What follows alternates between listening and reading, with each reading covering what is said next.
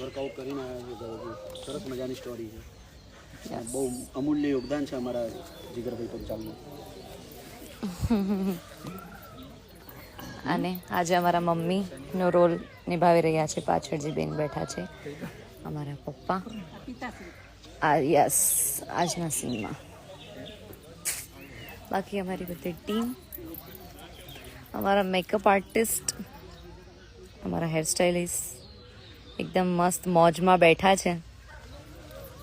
એક ઊંઘ લઈને ઉઠ્યા છે એવું. અમારા મહેનતુ સ્પોટ દાદા. નમસ્કાર સાહેબ. થેન્ક યુ સાહેબ. Best of luck. Thank you so much. તડકો નથી લાગતો ના, 5:30 વાગી ગયા છે તો તડકો થોડો ઓછો થઈ ગયો છે, તો મને તડકો નથી લાગી રહ્યો. થોડો છે.